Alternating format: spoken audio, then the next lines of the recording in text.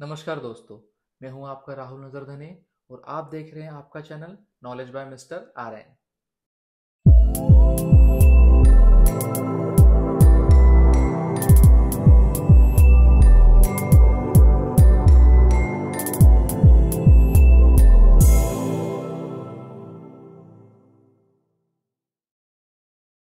तो मैं लाया हूं आपके लिए म्यूचुअल फंड्स का तीसरा पार्ट और आखिरी पार्ट, जो कि आपके लिए बहुत ज़्यादा इम्पोर्टेंट है।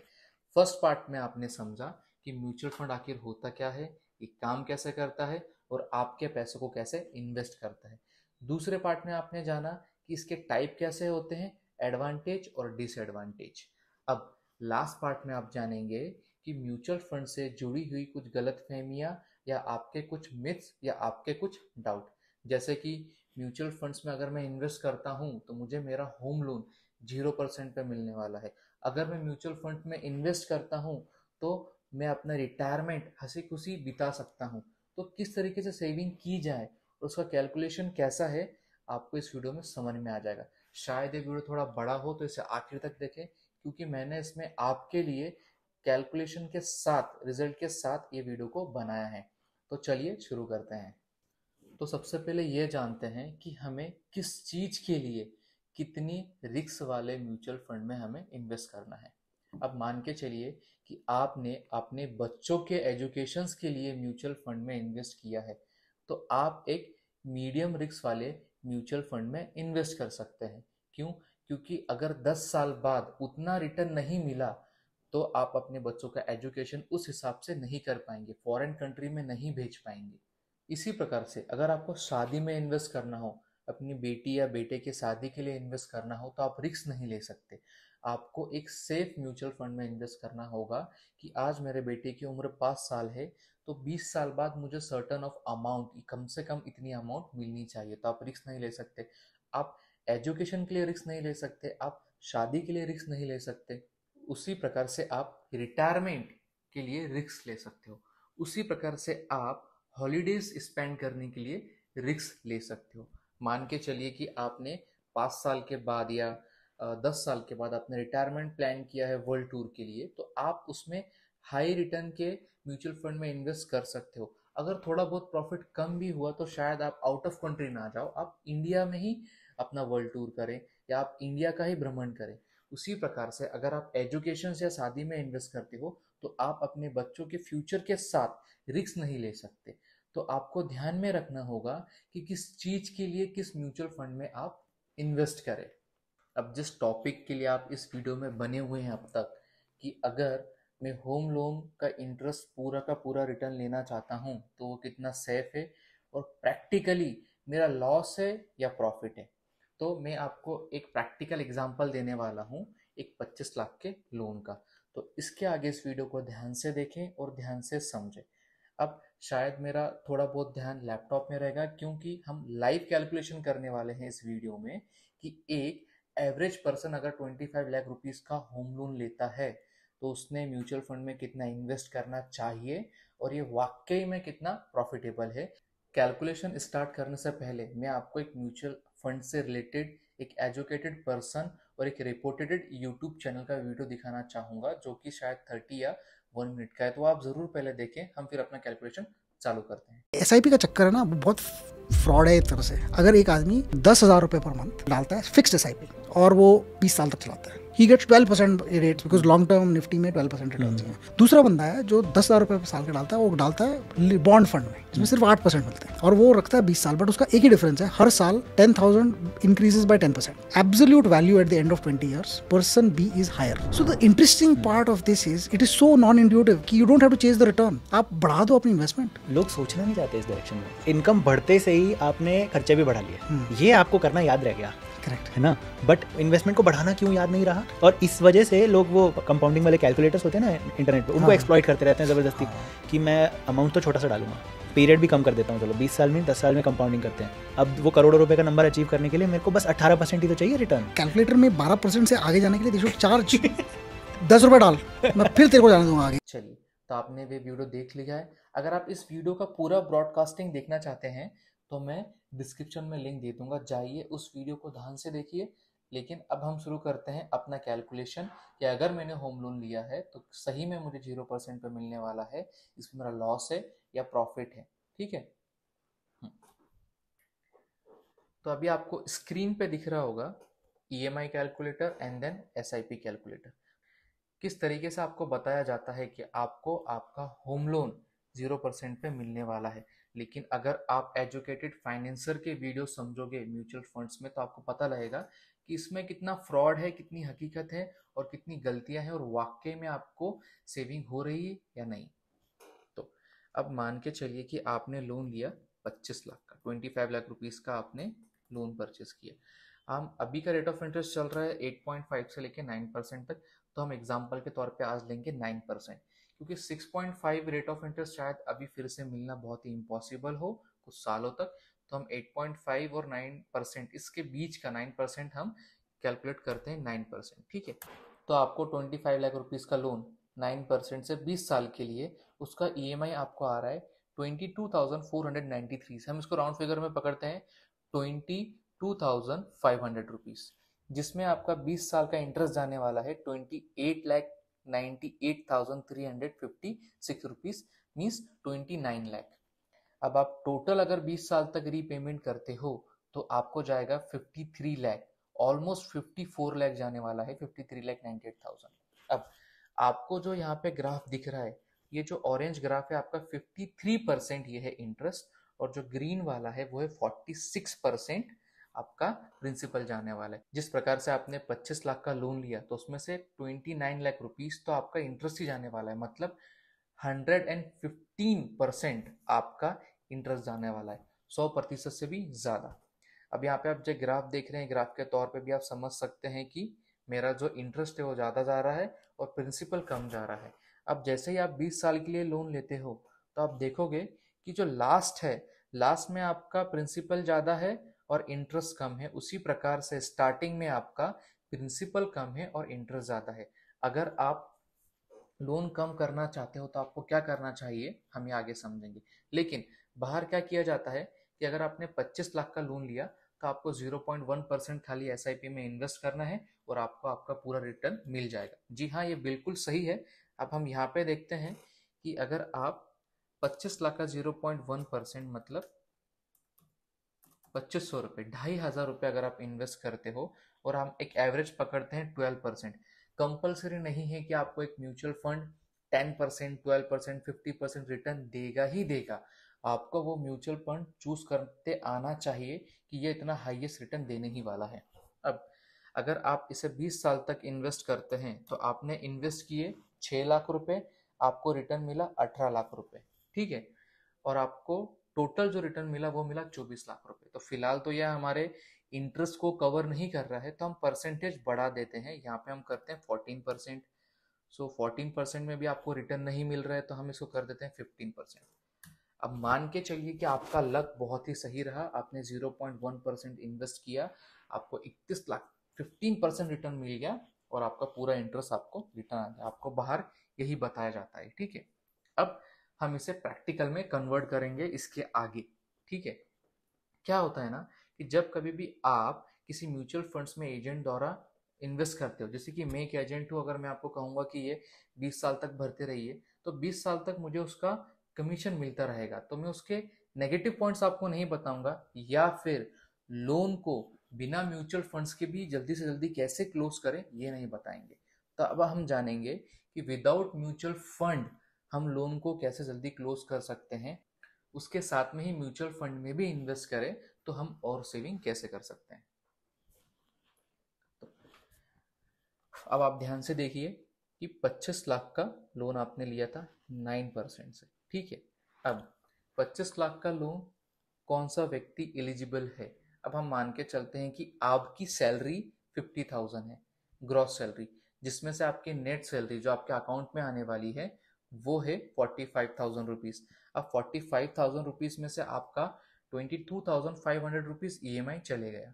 उसके बाद आपने 0.1% का एसआईपी भी ऐड किया, मतलब आपका 25,000 रुपीज पर मंथ जा रहा है, तो आपके पास बचे 20,000 रुपये। 20,000 रुपये में से आप जो फ्लैट परचेस कर रहे हो अगर वो रेडी पोजीशन है तो गुड एंड वेल, अगर वो अंडर कंस्ट्रक्शन है तो 1 से 2 साल तक तो आपको रेंट पे करना है। तो हम बहुत ही कम रेंट पकड़ते हैं, रेंट पकड़ते हैं 6,000 रुपीज़। और आपका जो महीने भर का पेट्रोल एक्सपेंस या ट्रांसपोर्ट एक्सपेंस होगा वो हम पकड़ते हैं 4,000 रुपीज़। तो हमने आपकी सैलरी में से वो 10,000 भी माइनस कर दिए। तो अब आपके पास बचे खाली 10,000 रुपये, जिसमें से आपको एजुकेशन, ग्रोसरी और आपके एक्सपेंसेस निकालने हैं। क्या ये ठीक है इन एक्सपेंसेस को निकालना? तो मैंने इसके पहले भी एक वीडियो बना चुका हूँ कि आपको कितने परसेंटेज सेविंग करनी है, कितने परसेंटेज आपको इन्वेस्ट करने हैं। तो वो वीडियो आप ज़रूर जाके देखें। अब आपको समझ चुके हैं कि मेरे पास खाली 10,000 रुपये ही बच रहे हैं। अब क्या ये ठीक है कि मैं 20 साल तक 2,500 रुपये की रकम भी देता रहूं और 20 साल तक एक बैंक को इंटरेस्ट भी देता रहूं, भले ही मेरे पास कम पैसे बच रहे हैं? तो एक बात को समझिए, क्यों आप 20 साल तक एक लोन भरते ही रहें? अगर आप वो 10 साल में क्लोज कर सकते हैं, अगर आप वो 8 साल में क्लोज कर सकते हैं, आप म्यूचुअल फंड में इन्वेस्ट कीजिए। लेकिन साथ में ही क्यों फ्री में एक बैंक को इंटरेस्ट देना 20 साल तक, जिससे वो उसकी कमाई बना ही रहे?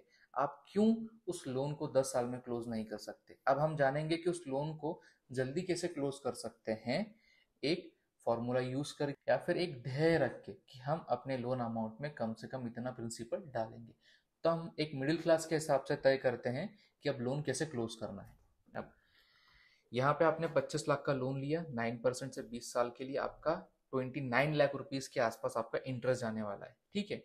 अब 1 साल में आपका जो प्रिंसिपल अमाउंट गया है, यहाँ तो फिलहाल मैं आज कैलकुलेशन लाइव कर रहा हूँ आपके पास, वीडियो शायद डिले अपलोड हो, तो मैंने नवंबर में वीडियो शूट किया है, तो अभी 2 महीने बचे हैं। तो हम 1 साल में आपका जाने वाला है इंटरेस्ट 47 to 50,000 के आसपास प्रिंसिपल आपका जाने वाला है।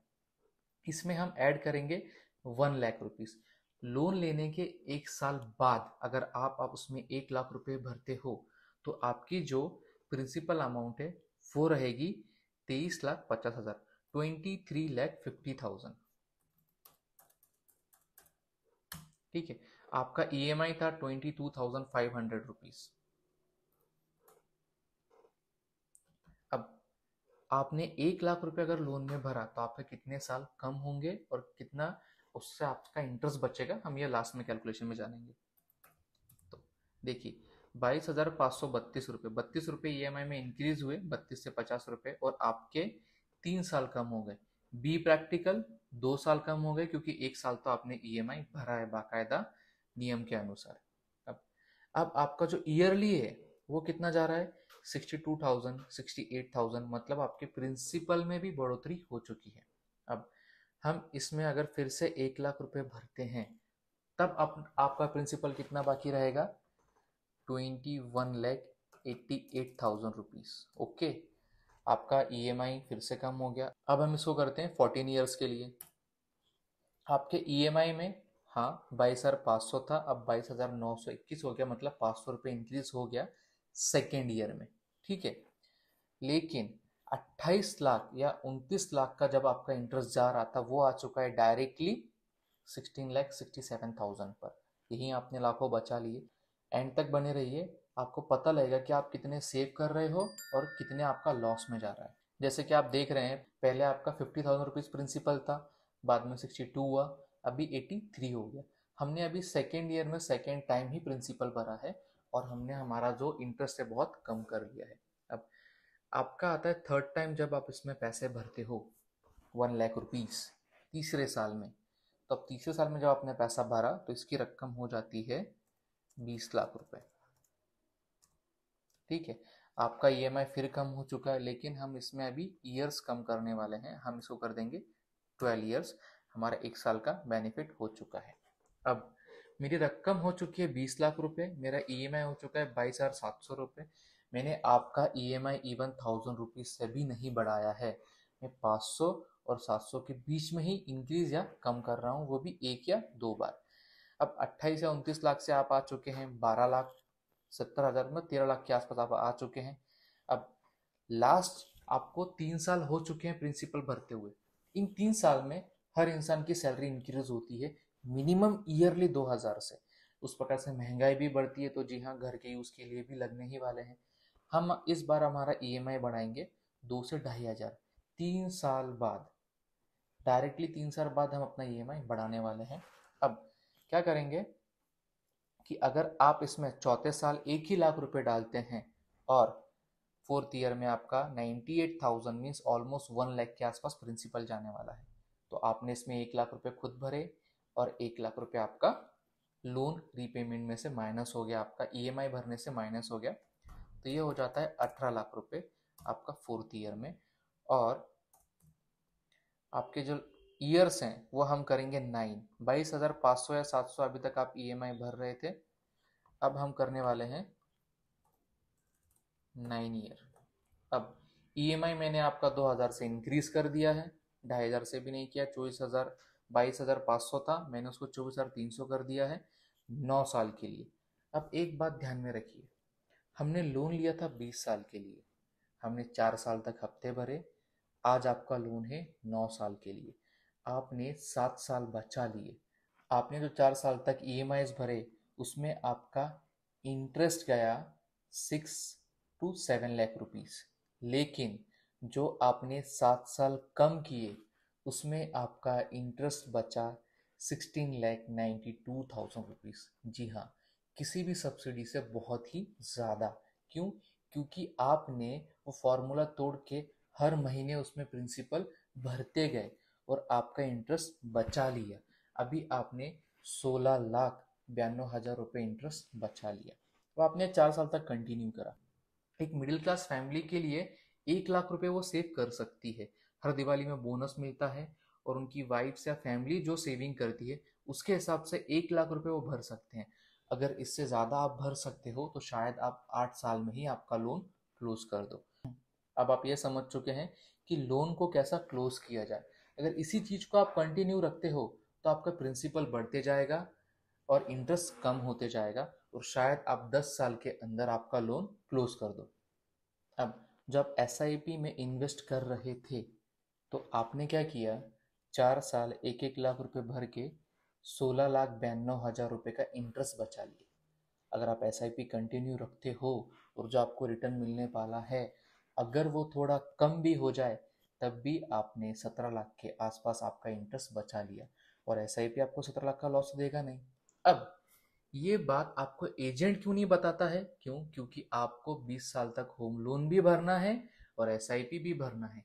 अगर किसी भी म्यूचुअल फंड के यूज के बिना आप अपना लोन क्लोज कर लो तो आप म्यूचुअल फंड क्यों परचेस करोगे?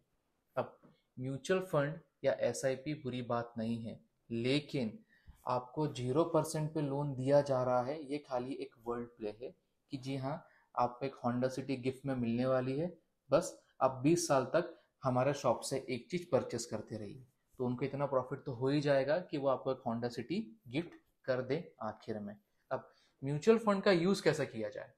म्यूचुअल फंड जैसे कि मैंने आपसे पहले भी कहा है वो आपके एजुकेशन के लिए है, वो आपके मैरिज फ्यूचर, आपको बच्चों का शादी वगैरह करना है तो आप उसमें भी उसके लिए इन्वेस्ट कर सकते हैं, आपके रिटायरमेंट के लिए इन्वेस्ट कर सकते हैं, आपको एक प्रॉपर्टी परचेस करनी हो और आप अभी से सेविंग कर रहे हैं तो आप उसके लिए भी इन्वेस्ट कर सकते हैं। अगर आपके पास अच्छी खासी सैलरी या आप सेल्फ एम्प्लॉयड है तो आप एज अ सेविंग भी म्यूचुअल फंड इन्वेस्ट कर सकते हैं। बस आप इस मिथ में ना रहें कि आपको जो होम लोन है उसका इंटरेस्ट रिटर्न मिलने वाला है, वो आपको 20 साल के बाद मिलने वाला है। अगर आप अंडर कंस्ट्रक्शन प्रोजेक्ट में इन्वेस्ट करते हो, फ्लैट परचेस करते हो तो आपको आपका रेंट भी पेड करना है, आपको ईएमआईज भी भरने हैं और आपको उसके साथ साथ एसआईपी भी भरनी है। तो एसआईपी के ऊपर डिपेंड ना रहें, वो आपकी सेविंग है, ना कि वो आपका रेट ऑफ इंटरेस्ट जीरो करने वाली है। लाइफ फ्यूचर प्रेजेंट में आपको वो हफ्ते भरने ही है, आपका वो इंटरेस्ट जाने ही वाला है। बस आप एक अच्छी सेविंग कर सकते हैं। मार्केट में जब आपको इसी चीज को मैनिपुलेट करके बताया जाएगा तो शायद आपके माइंड में एक मिथ बैठ जाए और 20 साल तक आप लोन भरते ही रहें, बैंक को इंटरेस्ट देते ही रहें, जबकि आप जैसे कि मैंने बताया उसमें प्रिंसिपल भर के भी आपका लोन जल्दी क्लोज कर सकते हैं। तो मैं आशा करता हूँ कि आपको लोन कैसे क्लोज करना चाहिए और म्यूचुअल फंड का यूज़ कैसे करना चाहिए आप ये समझ चुके होंगे और मेरा ये कैलकुलेशन आपको समझ में आ चुका होगा। तो जी हाँ, म्यूचुअल फंड को यूज़ कीजिए एज अ सेविंग, ना कि एज अ 0% होम लोन। आप उसका education, retirement, hospital, real estate के लिए आप एज अ सेविंग यूज़ कर सकते हैं। म्यूचुअल फंड भी रिस्की है, लेकिन आपको सेफ साइड में यूज़ करना आना चाहिए। उसके बाद भी अब जिस किसी भी कंपनी के थ्रू या एजेंसी के थ्रू, या जैसे कि हमारे क्लाइंट्स हैं, तो जब तक हमारा एक पोर्टफोलियो नहीं बन जाता, क्योंकि आपको किसी भी चीज़ का रिजल्ट मिलने में 20 साल लगने वाले हैं। वो एजेंट आपको तुरंत नहीं बोलेगा कि हाँ देखिए मेरा क्लाइंट है उसको 0 रेट ऑफ इंटरेस्ट में मिल चुका है। वो 20 साल बाद पता लगने वाला है। और होपफुली म्यूचुअल फंड कभी भी लॉस में नहीं जाता है, तो कम से कम वो आपको 8% का रिटर्न तो देने वाला है। और अभी रेट ऑफ इंटरेस्ट चल रहा है 8.59% तक चल रहा है। तो म्यूचुअल फंड्स के ऊपर डिपेंड ना रहे, उसे यूज़ करें एज अ सेविंग पर्पस, और साथ में ही आपके लोन में प्रिंसिपल भरते रहें, बैंक को फ्री में इंटरेस्ट ना दे। अगर आपको ये वीडियो थोड़ी लंबी रखी हो तो उसके लिए माफ़ी चाहता हूँ, लेकिन आपको ये बात डिटेल में समझाना मेरा कर्तव्य था। अगर आपको ये वीडियो पसंद आई हो तो प्लीज़ ज़्यादा से ज़्यादा शेयर करें, और आखिरी तक इस वीडियो में बने रहने के लिए आपका दिल से शुक्रिया। मिलते हैं और एक इन्फॉर्मेटिव वीडियो को आसान भाषा में समझने के लिए। तब तक के लिए बने रहिए। जय हिंद, जय महाराष्ट्र। अगर आपको ये वीडियो पसंद आई हो तो वीडियो को लाइक करें, शेयर करें, सब्सक्राइब करें। जय हिंद, जय महाराष्ट्र।